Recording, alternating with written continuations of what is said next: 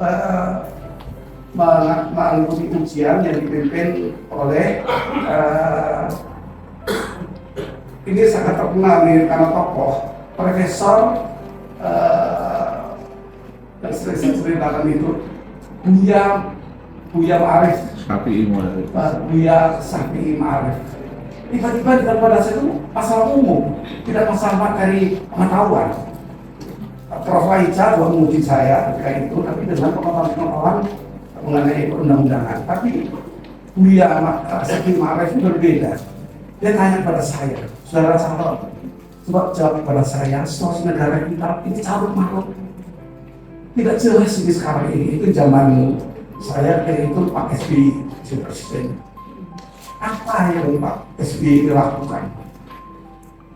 Dan saya bingung sih apa sih ya dulu ya Pak SBY presiden kita dengan nama lengkap Pak Susilo Bambang Yudhoyono. Wah, ini baru tepat sekali. Saya tadi dengan singkatan tapi Anda telah berani mengungkapkan nama lengkap. Lalu apa yang masih dilakukan kalau negara carut marut? Banyak persoalan korupsi terjadi di mana-mana, bahkan hakim juga berkorupsi. Ya saya katakan carut marut itu karena teori check and balances, teori mengenai keras politika dan berjalan. Kita uraikan bahwa keras politik itu menunjukkan maunya arti bahwa negara ini dibagi-bagi, tidak dibagi utuh, tapi didelegasikan kewenangan ini untuk eksekutif itu presiden. Didikati oleh ketua DPR MPR, kemudian didikatifnya sebagai seorang ketua mahkamah.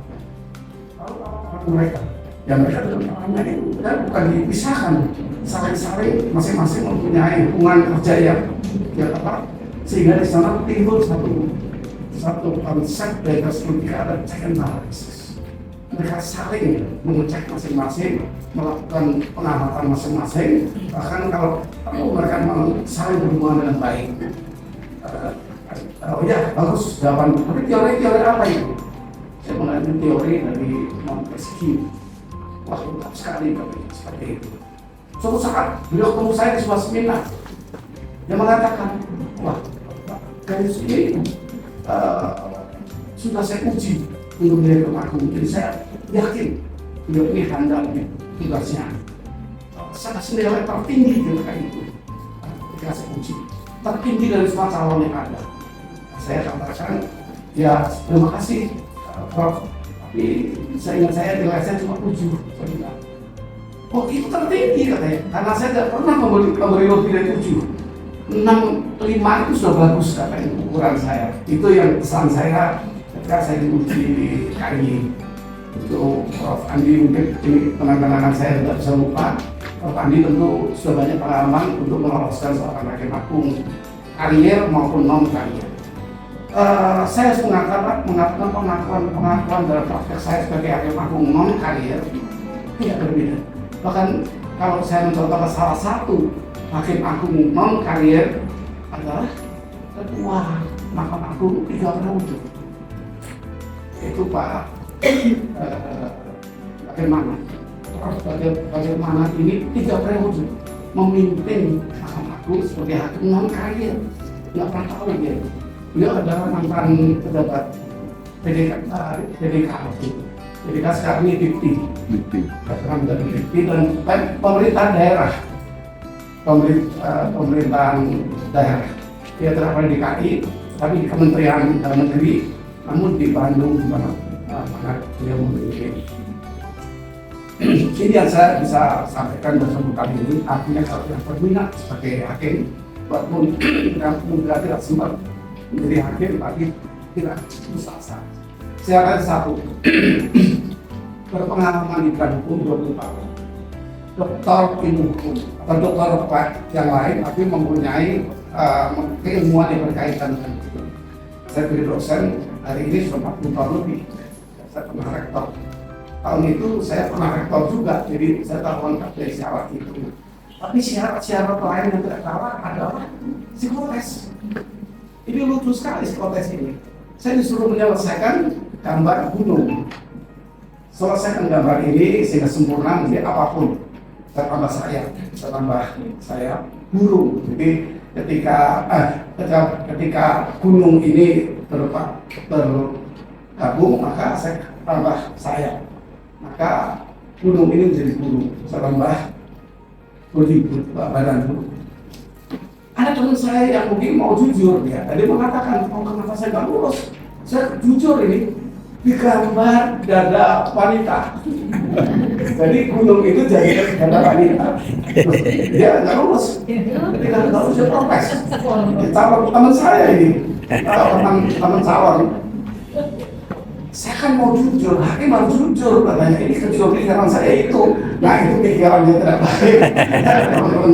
Itulah kesan-kesan saya mengenai bagaimana menjalani beliau Prof. Andi di catatannya yang sekarang.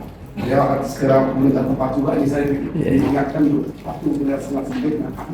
Aku tadi banyak teman saya dari pendidikan dari Daulan, semuanya masih tidak pernah ada istirahatnya lain. Karena apa? Beliau menangani aduan-aduan. Hakim dia nikah lagi.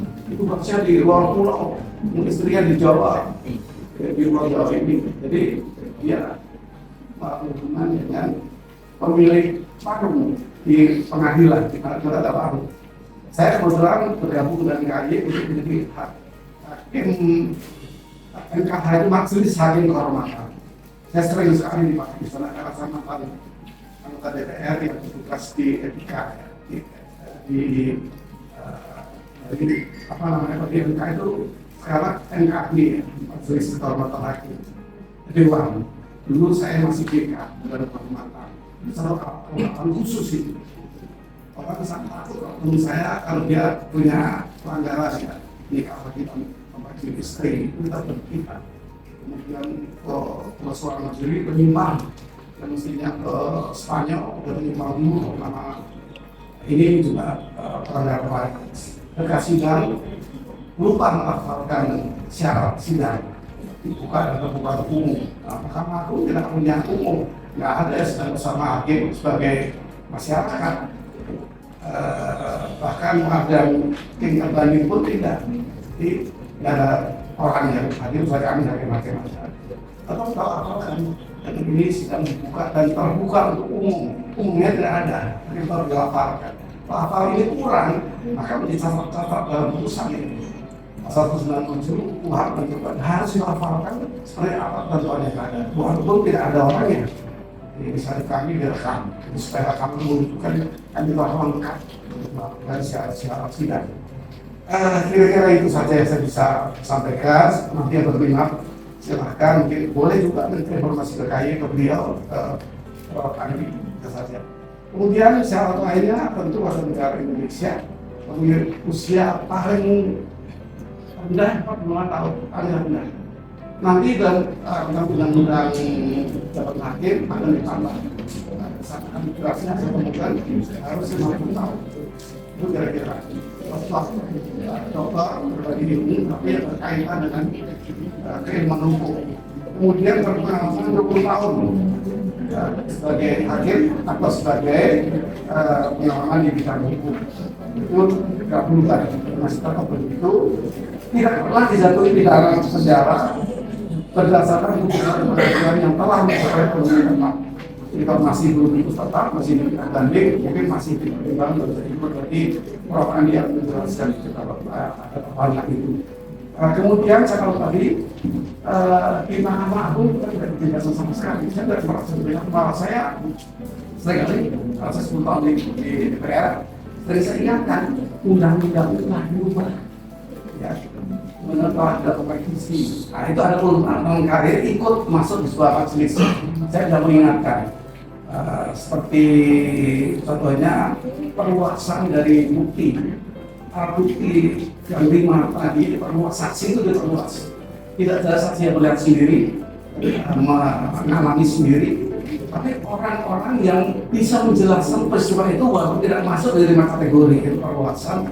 Itu ada di putusan konstitusi di tahun 2016 nomornya 10 kalau tidak salah.